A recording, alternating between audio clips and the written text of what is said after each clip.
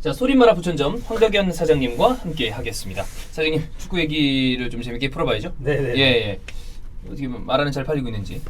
그래도 그 요청사항에 꽤 많은 분들이 이렇게 또 제 이름을 언급을 해주시면서 제가 또 이제 사이다 하나씩 또 이제 넣어드렸는데 감사합니다. 정말 감사합니다. 좋습니다. 부천 근처에 거주하시는 분들은 마라가 필요할 땐 소림마라 부천점 황덕현 사장, 황봉지 사장을 찾아주시면 되겠습니다. 뭐 봉지예요?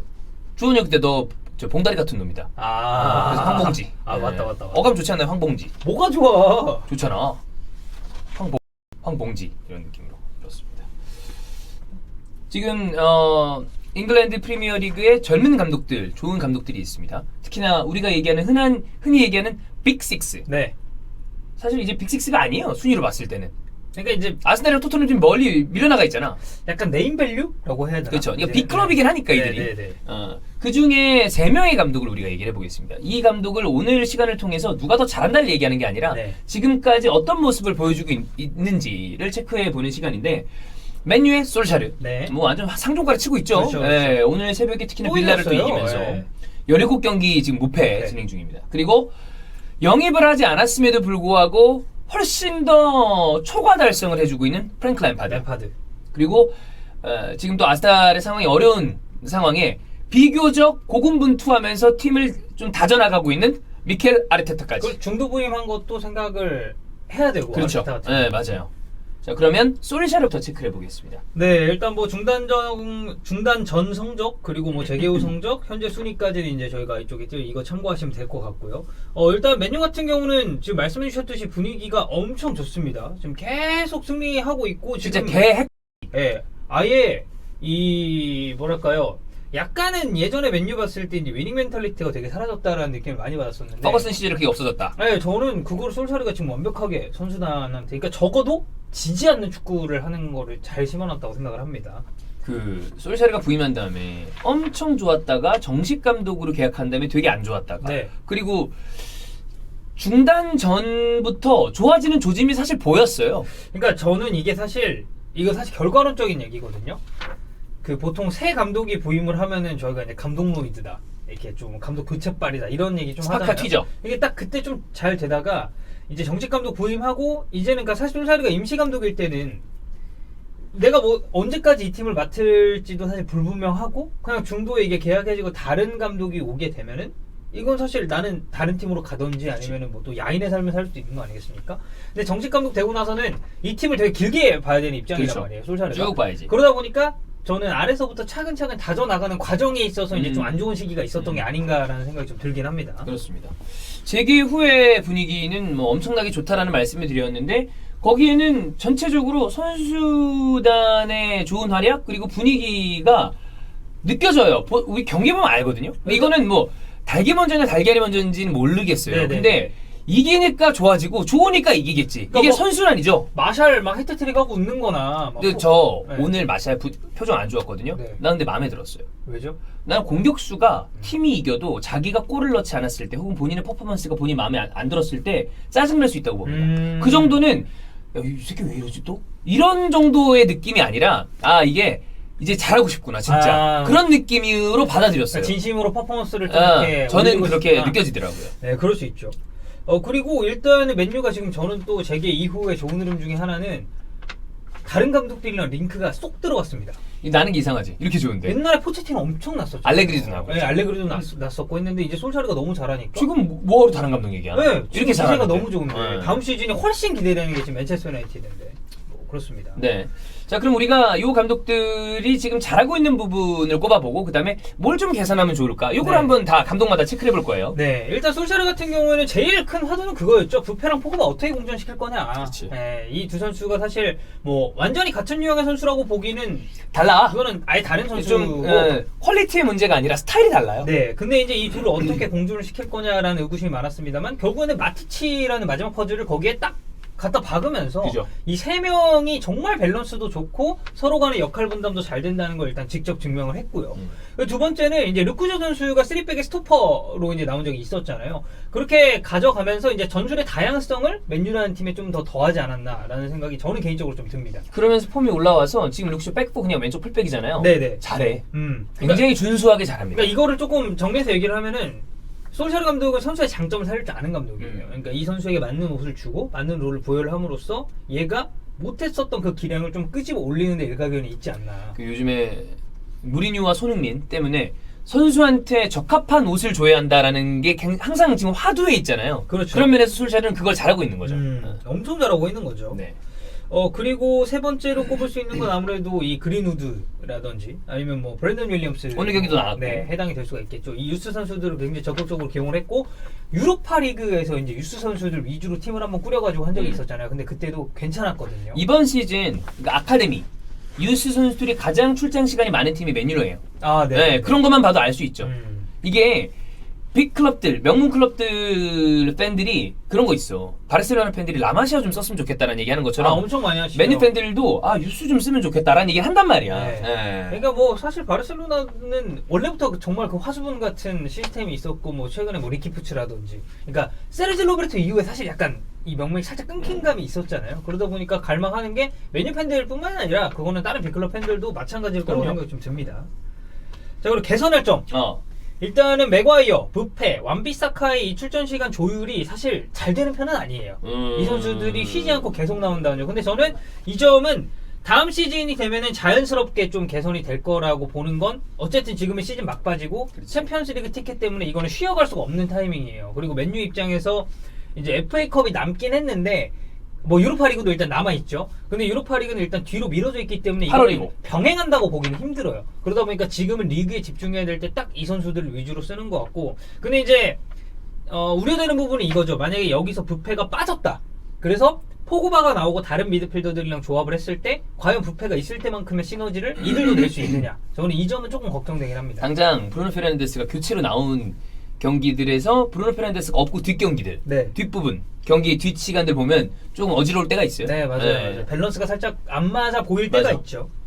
그리고 일단은 세트피스 수비도 저는 사실 그렇게까지 엄청 안정적이라고 보기에는 조금 힘들다고 생각을 하거든요. 이 점은 뭐 다음 시즌에 가면서 더 개선을 해야 될 부분이라고 볼 수가 있겠고 일단 지금 딱 팀 내에서 이 팀을 잡고 이끌어갈 수 있는 리더십이 있는 선수는 저는 일단은 수비진의 맥과이어 그리고 미드필더진 올락세. 저는 부페는 리더십이 있다기보다는 이거는 실력으로 리더가 약간 되고 있다고 생각을 해요. 실력뿐만이 아니라 이 선수는 그건 것 같아. 본인이 막 리드하는 성격 뭐 없지 않겠지만 실력도 실력인데 되게 헛슬러거든요. 네.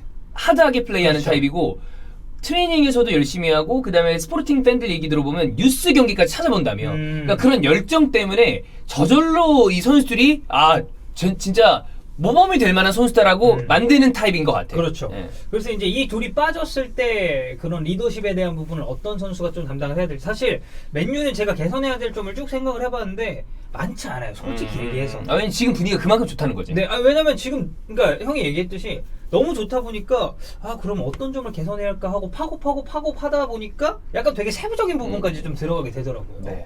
어쨌든 맨유는 지금 뭐솔샤르와 함께 굉장히 좋다. 네. 자, 그러면 솔샤르 봤으니까 우리가 램파드를 봐야 됩니다. 첼시 프랭크 램파드. 성적은 여기 체크해 보시면 될 것 같고 재개 후의 흐름으로 봤을 때 역시 큰 범위 안에서 첼시도 좋아요. 엄청 좋죠. 네. 저는 맨유 다음으로 지금 첼시가 제일 좋은 흐름이라고 생각을 하고요. 맨체스터 시티 잡은 것도 좋고. 네. 다만 실점하는 경기들에서 불안한 점이 좀 있다. 이게 솔직히 말하면 웨스트햄전은 졌고 크리스탈 팰리스전은 진짜 난타전 끝에 이겼잖아요.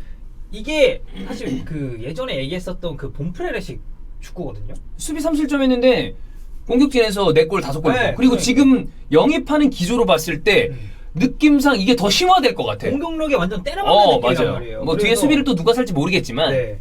그리고 그러니까 플리식이 굉장히 살아난 점은 좋아요. 야, 플리식 잘하더라. 플리식은 진짜 좋더라. 엄청 잘하고. 옛날에 핫하게 떠올랐을 때 그때 느낌인 것 같아. 다시. 그 옛날 이제 도르트문트 있을 때.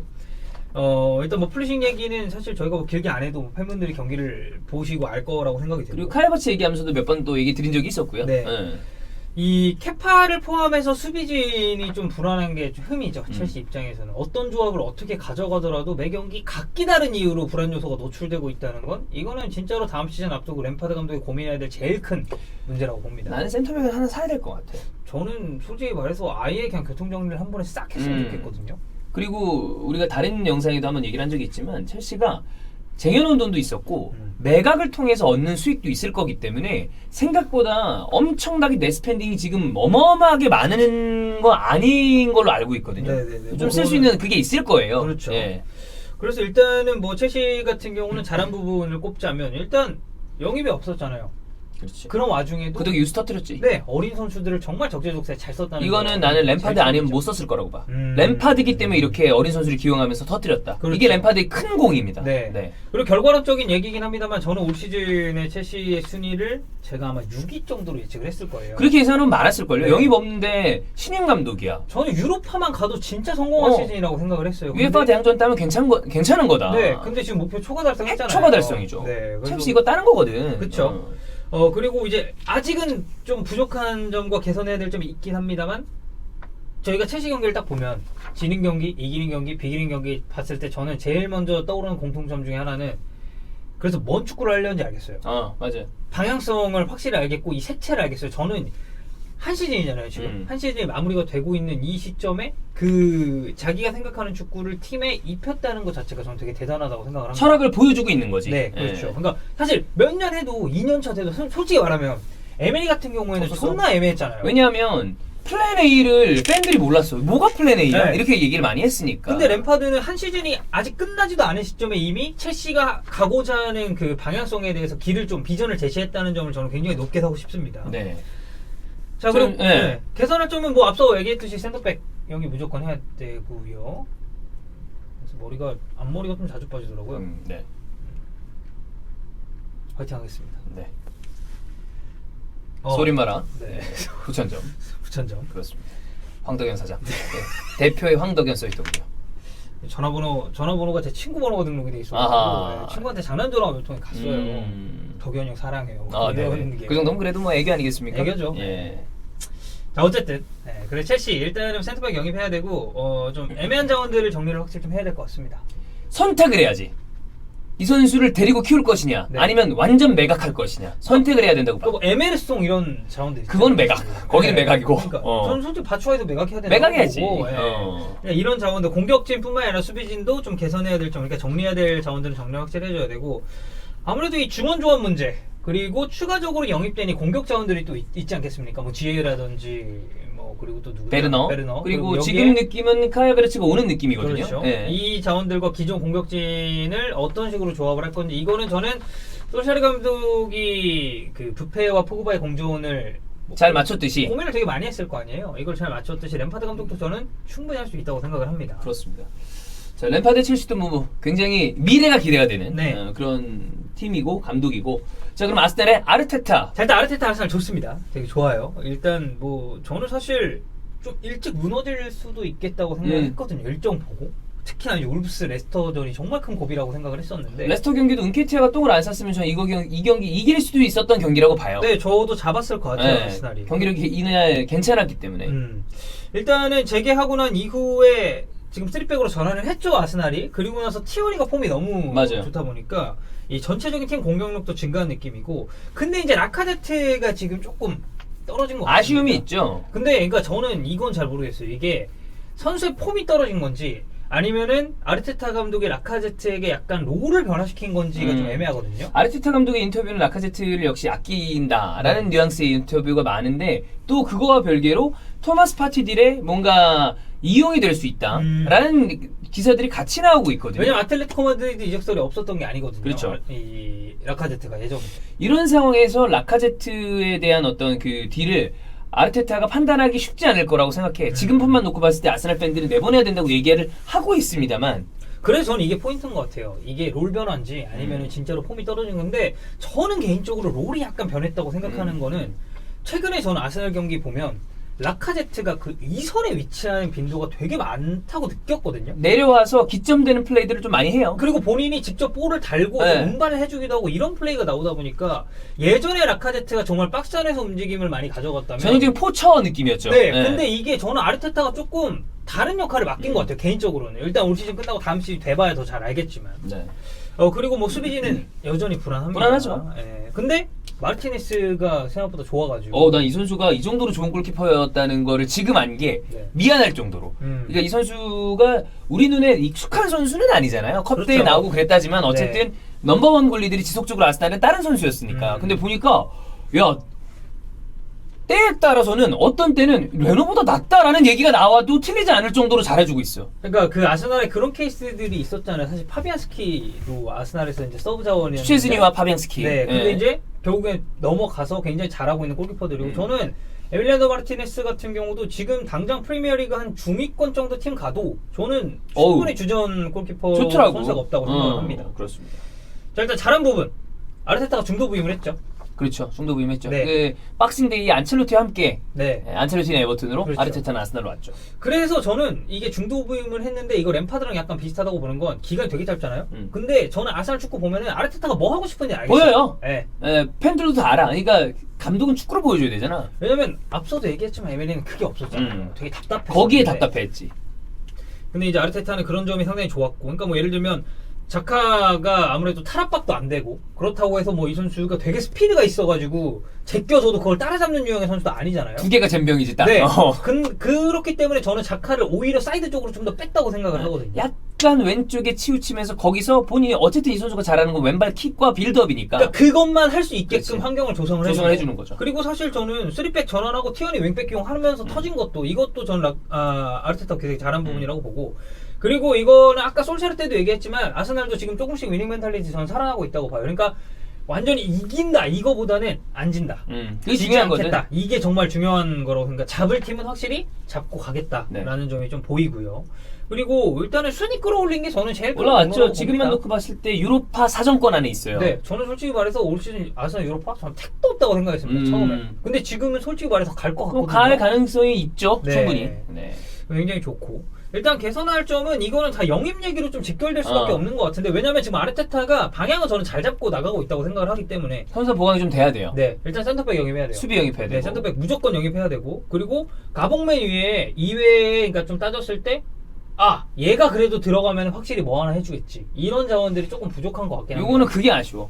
마르티넬리가 부상당한데. 마르티넬리가 그 부분을 좀 채워줄 수 있는 선수라고 저는 생각을 하는데 그 부분이 좀 아쉬운 게 있고. 그렇죠. 측면 중앙 다 되는 그렇지. 또 자원이니까. 그다음에 중앙 자원 지금 요즘 폼만 놓고 보면 세바요스를 좀 안고 가야 될 것 같다라는 이야기가 되게 많아요. 제가 봐도 좋아졌어요. 근데 어쨌든 완전히적 조항이 없다 보니까. 그래서 지금 여러 가지 이야기가 나오고 있는데 임대 연장 뭐 얘기도 있고 뭐 이거는 좀 지켜봐야 될 것 같습니다. 그러니까 지금 토마스 파티가 되게 강하게 연결이 되고 있잖아요, 링크가. 근데 만약에 토마스 파티 딜이 어그러졌을 때 그냥 세바요스의 완전 영입을 아예 고려해 보는 것도 나쁜 선택지는 아닌 것 같다. 아니면 그림으로 봤을 때 내년에 백3가 기본이 아니라 백4를 기반으로 한다고 보면 다시 미드필더가 3명으로 갈 수도 있거든요. 그렇죠. 그러면 뭐 이거는 이상적인 얘기입니다만 자카 파티 세바요스의 그림을 그릴 수도 있는 거고. 네. 그렇죠. 이제 외질은 아예 좀 밀려나는 외질은 지금 그림이니까. 느낌으로는 네. 부상 뭐 이런 거를 떠나서 외질의 어떤 그 여러 가지 중간전에 좋았어. 잘 썼어요. 근데 지금 느낌은 아르테타가 좀 계획이 없는 네. 뉘앙스를 보여주는 게 아닌가. 훈련에서 배제한 것 같아요, 제가 봤을 때. 그렇습니다.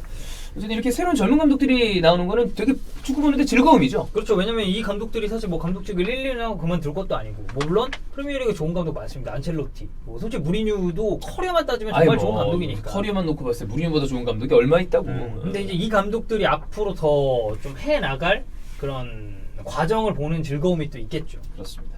자, 3명의 젊은 감독 저희가 체크를 한번 해봤습니다.